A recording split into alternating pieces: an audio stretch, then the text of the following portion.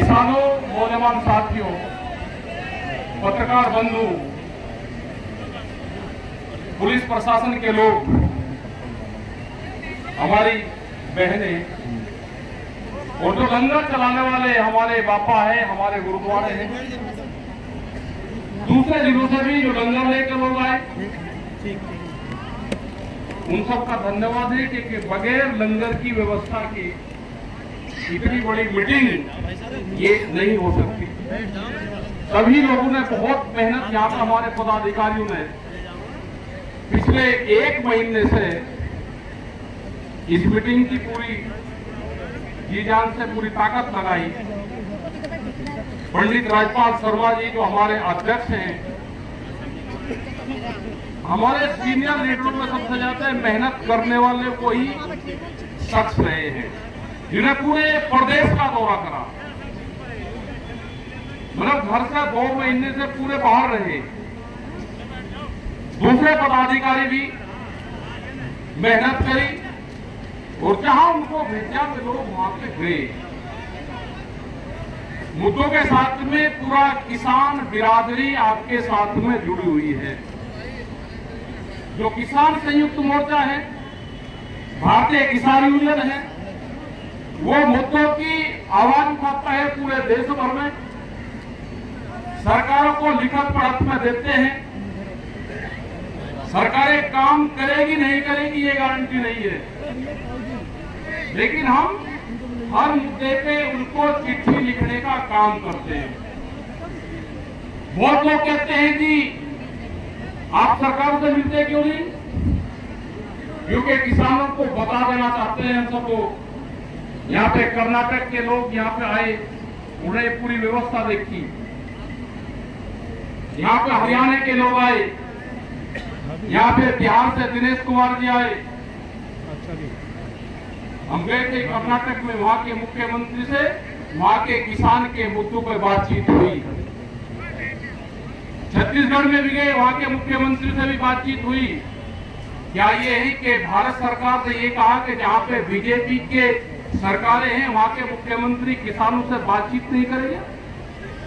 ये एक एजेंडा तय हो चुका है पूरा, कि जहां पे इनकी सरकारें होंगी ये किसानों से कोई बातचीत नहीं करेंगी। क्योंकि 22 जनवरी 2021 आज 3 साल हो गए पूरे। 3 साल के बाद में पहले और आज तक हमारी भारत सरकार से, उत्तर प्रदेश सरकार से कोई बातचीत नहीं हुई। ना वे बात करना चाहते, ना वे काम करना चाहते। और किसान का एक ही रास्ता बचा है, वो रास्ता है आंदोलन का रास्ता। अगर आपका आंदोलन नहीं होगा तो आपकी जमीनें भी जाएगी और आपकी फसल भी जाएगी, आपकी नस्ल भी जाएगी। जमीन लूटने का एक बड़ा षड्यंत्र चला हुआ है। जमीन रात को बेचना चाहे तो जमीन रात को बिकती है। रात के अंधेरे में जमीनों के सौदे हो जाते हैं।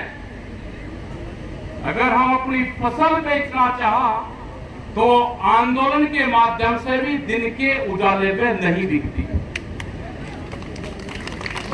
यहां पे बात करते हैं क्योंकि सरकार का एजेंडा सेट है पूरा, वो तोड़ फोड़ में लगी हुई है। वो जातियों में बांटेगी, वो धर्मवाद में बांटेगी, वो आंदोलन को फसलों में बांटेगी, वो छोटे बड़े किसानों में बांटेगी। अगर एक ही फसल का आंदोलन हम गन्ने का ले लें तो उसको भी हर शुगर मिल के अलग अलग हिस्सों में बांटेगी। एक ही शुगर मिल में फिर जो सोसाइटी होती है तो सोसाइटी में बांटेगी। तो एक बड़ा सेट एजेंडा सरकारों का है कि किसानों को कैसे बांटा जाए। आलू के किसान का हम अगर बात करें तो कोल्ड स्टोर में आलू अपना रखता है किसान, वहां पर उसको भाव नहीं मिलता। अगर भाव थोड़ा सा नीचे होगा तो कोल्ड स्टोर वाला आलू जब्त कर देता है। जमाखोरी का बड़ा मामला है। ये पूरी बेल्ट आलू की है, आपकी मक्का की बेल्ट है, बाजरे की बेल्ट है, भाव नहीं मिलते। एमएसपी गारंटी कानून इसीलिए देश में चाहिए कि हमारी फसलों का जो भारत सरकार ने रेट निर्धारित किया है वो मिल जाए। वो इसलिए नहीं मिलता कि व्यापारी सस्ते में आपकी फसलों को खरीदता है और महंगे में आम लोगों को बेचने का काम करता है। मुझे बिहार का किसान दिनेश जी यहाँ पे है। बिहार का किसान अपनी धान की फसल 800 रुपए से 1200 रुपए क्विंटल बेचता है। वही व्यापारी वहां से धान खरीद कर लखीमपुर, शाहजहांपुर, रामपुर, मुरादाबाद, हरियाणा और पंजाब में बेचता है, एमएसपी में बेचता है। तो एक व्यापारी दो जगह नुकसान करता है। बिहार और पूर्वांचल के किसान की सस्ते में खरीदता है और यहाँ के किसान पे एमएसपी के नाम पे बेचता है। तो एमएसपी का भी लाभ हम किसानों को नहीं हो रहा। अकेले बिहार में मक्का के किसान को 5000 करोड़ रुपए का नुकसान मक्का के किसान को है। इनको रास्ता दे दो, रास्ता लोग अभी आने लगे, इनको रास्ता दे, सब लोग बैठ जाओ नीचे। क्योंकि बिहार के किसान जो मक्का पैदा करता है वो 1300 और 1400 रुपए में बिकती है इसकी। जो बाहर की मल्टीनेशनल कंपनियां हैं जो आप पॉपकॉर्न खाते हो वो बिहार में ही वो मक्का पैदा होती है। करीब 60 लाख मीट्रिक टन वहां से खरीद करते हैं वे और एक टन पे करीब 7 से 8 हजार रुपए का नुकसान है। तो अगर ये पूरा हिसाब लगाओगे तो 5-6 हजार करोड़ रुपया बैठता है। इसी तरह से जो हमारा सेब का किसान है, हम सेब खाते हैं यहाँ पे, लेकिन पता रहना चाहिए कि सेब के किसान की क्या हालात है। वो श्रीनगर, जम्मू कश्मीर, हमारा हिमाचल और उत्तराखंड के जो पहाड़ी क्षेत्र है वहां पे इसकी फसल होती है। अभी देश के प्रधानमंत्री जी बाहर गए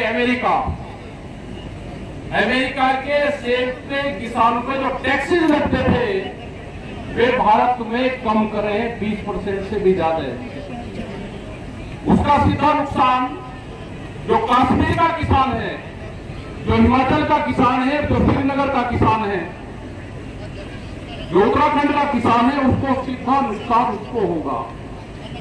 दूसरी चीज ये कि बाहर के व्यापारियों को फायदा हो।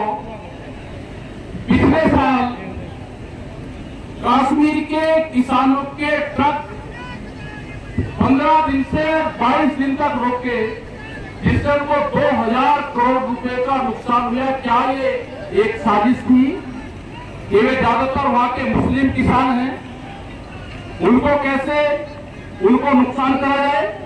क्या ये षड्यंत्र था? क्या ये है कि किसान अपनी फसल सस्ते रेट में बेचे, किसान बैंकों से कर्जा ले और अपनी जो जमीन वो सीधा फिर बैंकों को दे दे क्योंकि कर्जा उससे पटेगा नहीं? एक साजिश चल रही है। हम पूरा देश का किसान एक हैं। ये सरकारें हमको धर्म और जाति में बांटेगी, किसानों की फसलों का नुकसान करेगी। हमको इकट्ठा होकर बड़े आंदोलन की तैयारी करनी पड़ेगी। जैसे दिल्ली में 13 महीने आंदोलन चला, ऐसे ही एमएसपी के लिए पूरे देश भर में एक बड़ा आंदोलन चलाना पड़ेगा। देश में वैचारिक क्रांति होगी। जो आंदोलन विचार से जुड़ा हुआ होगा उसमें सभी लोग आपके साथ में जुड़े हुए हैं। वे चाहे पुलिस फोर्स के लोग हैं, वे चाहे किसी का नौकरी करते हैं, वे फ्रंट पे नहीं आएंगे, लेकिन वे आपके साथ में घबराने की जरूरत नहीं। आप आंदोलन के लिए तैयार रहो, आंदोलन होगा। आने वाले टाइम पे ट्रैक्टर अपने तैयार रखना, ट्रैक्टर का बड़ा आंदोलन होगा। ट्रैक्टर से जैसे पंजाब और हरियाणा के लोग अपने मजबूती के साथ में ट्रैक्टर रखते हैं, ऐसे ही हमारे लोग भी, क्योंकि वो ट्रैक्टर चलेगा, जो ट्रैक्टर 10 साल पुराना हो जाएगा, भारत सरकार ने 10 साल पुराना ट्रैक्टर बंद कर दिया। डीजल से चलने वाले कोई भी वाहन बंद कर दिए। क्या ये कानून देश में होना चाहिए कि जिससे बड़ी कंपनियों को फायदा होगा और किसान को नुकसान होगा? जो एनसीआर है उसमें 10 साल डीजल वाहन, वो चाहे जज की गाड़ी हो, वो डॉक्टर की गाड़ी हो, वो किसान का ट्रैक्टर हो, वो रोडवेज की गाड़ी हो, ये सारा एक कैटेगरी में आ सकता है। कौन किसान है कि जो 10 साल में अपना ट्रैक्टर बदल देगा? एक बड़ी लड़ाई, बड़ा संघर्ष देश में फिर होगा।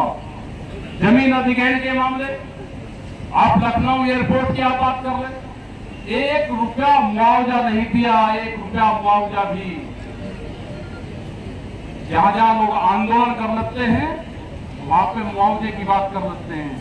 लखनऊ में कुछ किसान संगठन थे, उन्होंने इसकी बात उठाई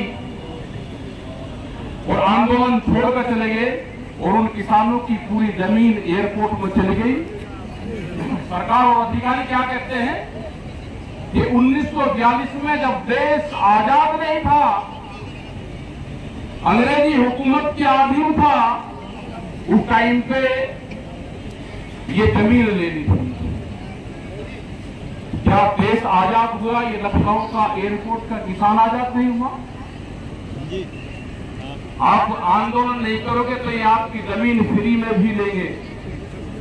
बड़े बड़े व्यापारी आपने देखा होगा कि जमीन खरीद में लगे हुए हैं। अपनी जमीन बेचने का काम ना करो, आंदोलन करने का काम करो।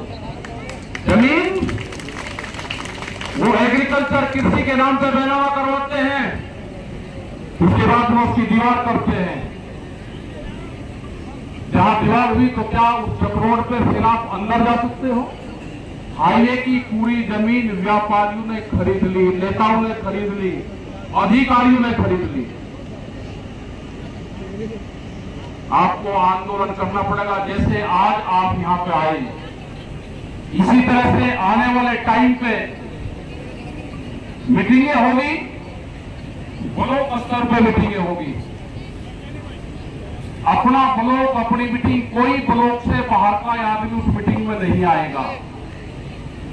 गांव के अध्यक्ष अपने सुझाव रखेंगे, आंदोलन को मजबूत करने का काम करेंगे पूरे देश भर में।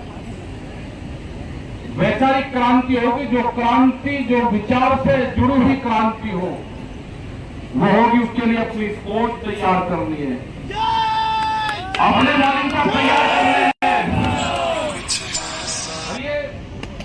ध्यान से सुनो भाई।